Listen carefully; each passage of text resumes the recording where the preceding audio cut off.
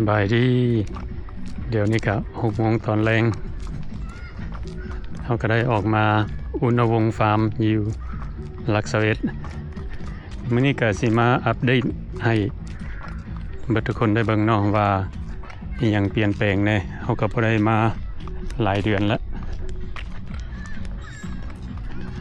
มื้อนี้ก็ได้ออกมานำหน้าว่าสิออกมากินข้าวว่าซั่นเพิ่นอยากกินกบก็เลยคิดพ่ออุณวงศ์ฟาร์มเพราะว่าเดี๋ยวนี้อยู่นี่เฮาก็บ่ฮู้เนาะว่าร้านอาหารใดเพิ่นมีกบ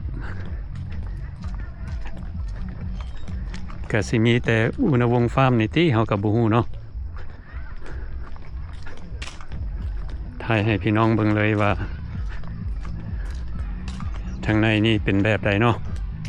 ก็อยากแตกต่างหน่อยนึงเพิ่นก็มีต้นไม้หลายต้นเพิ่มขึ้นเนาะอันนี้ต้นมะกล้วยอันนี้ก็เริ่มใหญ่ขึ้นแล้วเนาะตอนเฮามาตะกี้ก็บ่ได้ใหญ่ปานนี้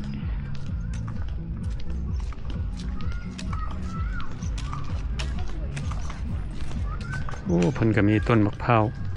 เพิ่มขึ้น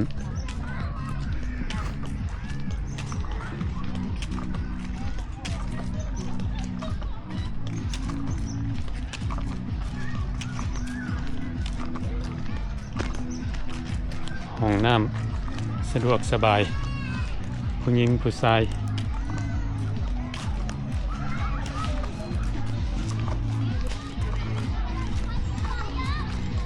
มื้อนี้ก็บ่มีหยังหลายเนาะพวกเฮา2 คนเฮากับหน้าพากันหิวข้าวเพิ่นก็เลยอยากกินกบ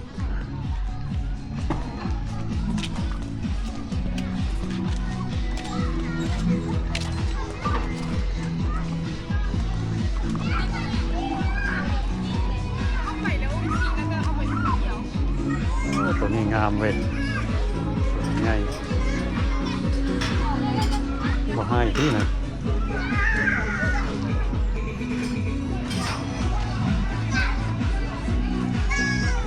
โอ้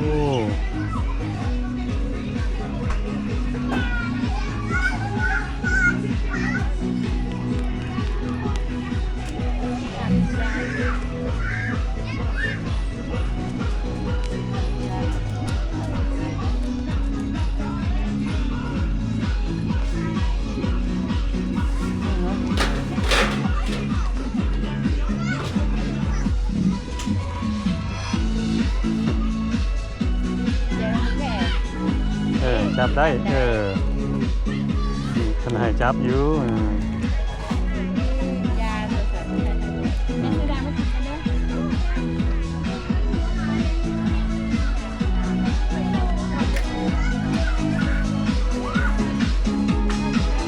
นนี้ก็สิเป็นร้านอาหารของเพิ่น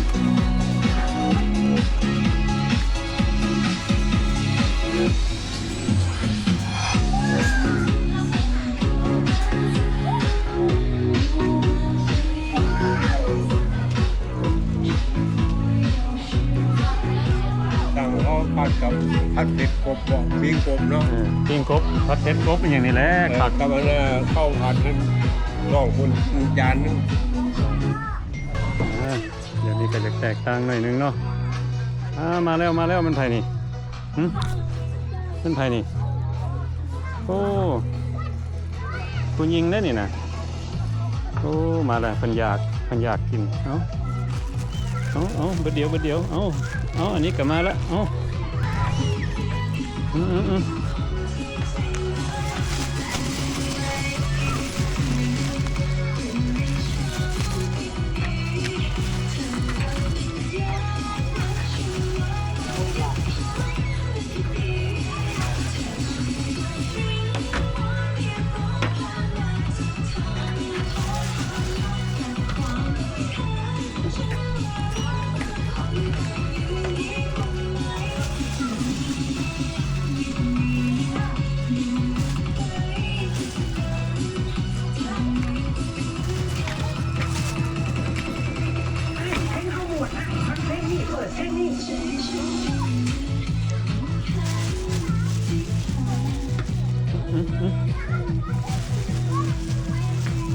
เอ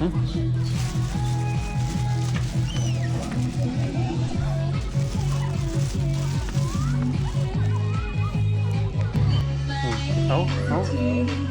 โอ้คุยดีเนี่ย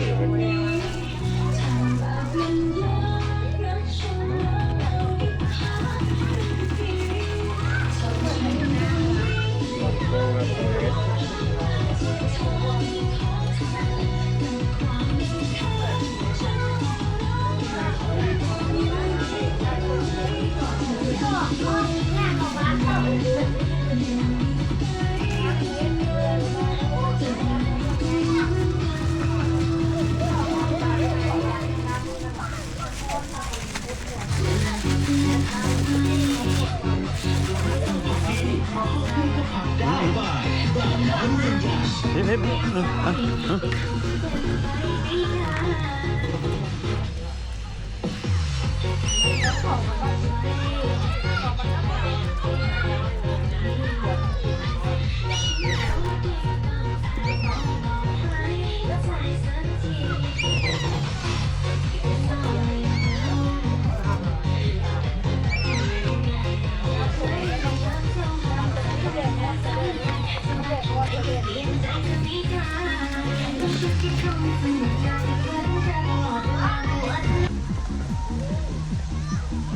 ทางเพิ่นก็มีคนมายางเอ็กซิไซส์เนาะยางอ้อมแล้วก็ข้างหน้าเพิ่นก็มีวอเตอร์ฟอลเอาสิมาเกลือปลาอีกมีปลาหลายตัวเนาะ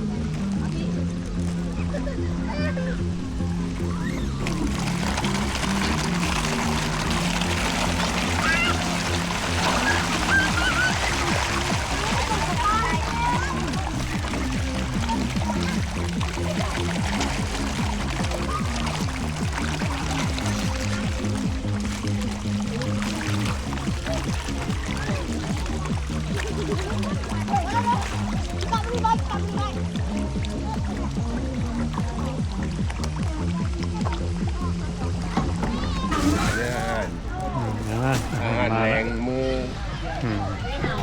ขึ้นปีใหม่ร้านทรายพามากินอาหารปีใหม่ร่วมควงรักเซาเฮ็ด ยังปิ้งกบอ่ะ ยังปิ้งกบ โอ้ กินอาหารที่กับเจ้าอยู่ส่วนนี้เลย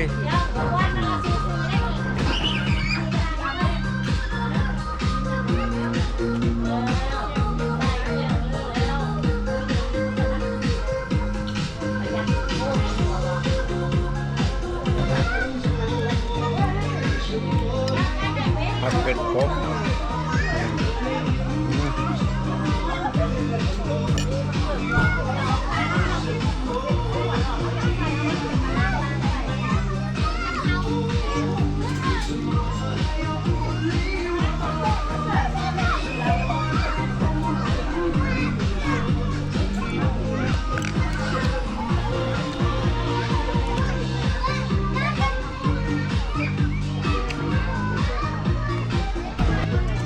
มีผัดเผ็ดกบมีคั่วข้าวแล้วก็ กุ้ง ฮะ ข้าวผัดกุ้ง ข้าวผัดกุ้งแล้วก็ปิ้งกบพอดีพ่อเฮากับบ่ได้สั่งหลายเนาะเพราะว่าย่างกินบ่เบิดอันนี้ก็สิเป็นอาหารแรงมาแวะกินอยู่ห้านอาหารอุณวงศ์ฟาร์มพอดีอาหารเบิดทุกอย่างเนาะตกลงมา 319,000 กีบลองเบิ่งปิ้งกบเนาะนี่สิเป็นขากบขอบใจเด้อ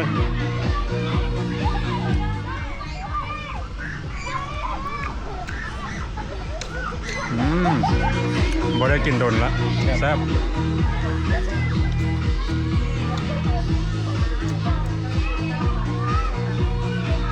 ผมนี่เขาเลี้ยงอยู่ฟาร์มนี่เลย แม่นกบสิเป็นกบเพิ่นเลี้ยงธรรมชาติอยู่ในฟาร์มนี่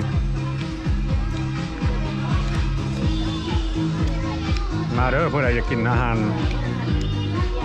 บ้านนอกเนาะที่เป็นอาหารแซ่บๆปิ้งกบหรือว่าผัดเผ็ดกบแล้วเพิ่นก็มี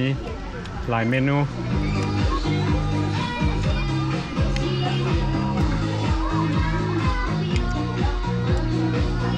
หวังเพิ่น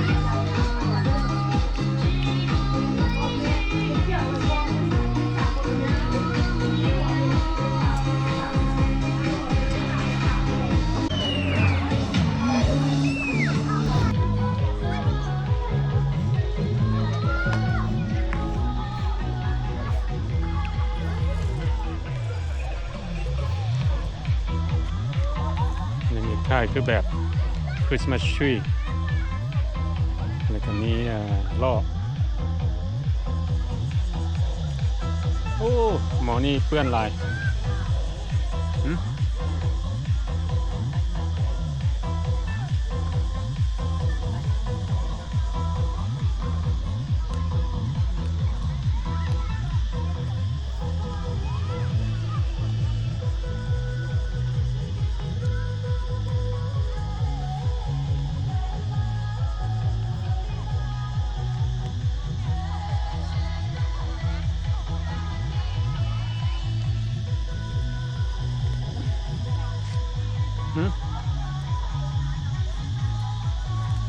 มีหยัง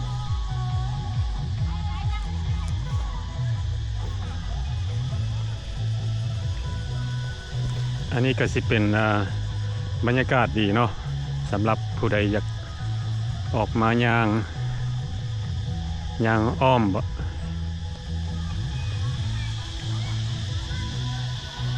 แบบธรรมชาติเนาะ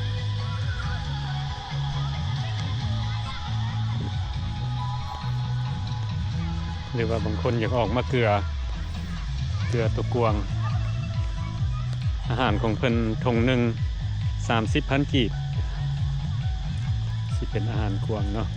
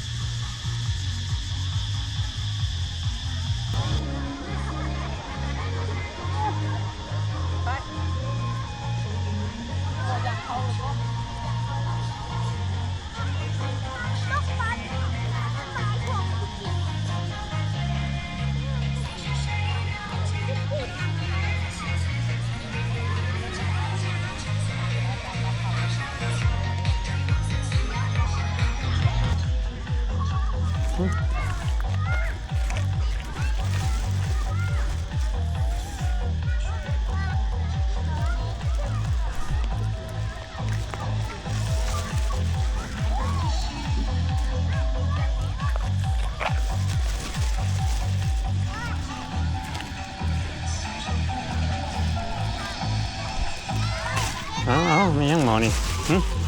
เอ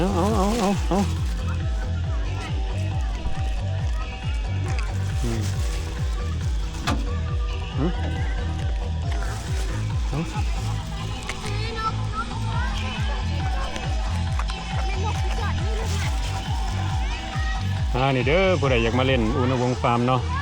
เขาก็สามารถซื้ออาหารมาเกลือกวางกันได้เนาะเอาหน้าเป็นยังไงอาหารมานี่ โอ้พัก ผั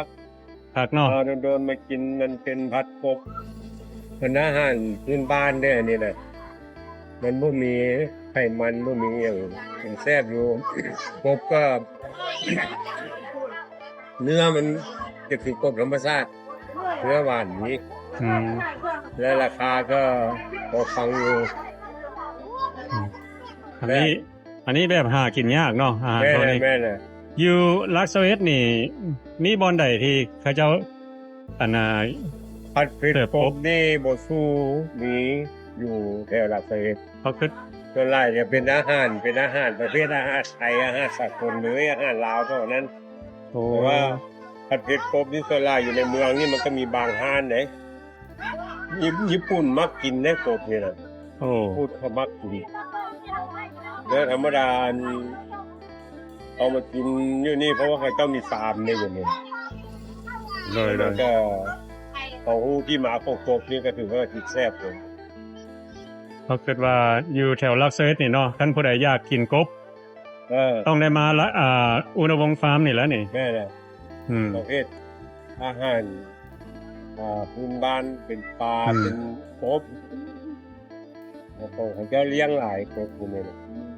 จะมาปล่อยหลายเป็นฟาร์มเลย มันก็มีหลายเมนูเนาะเพราะว่าแต่กบเพราะว่าแต่ปลาหลายเมนู แต่ว่าเรื่องสี่มือของแม่ครัวนี่ก็พอใช้ได้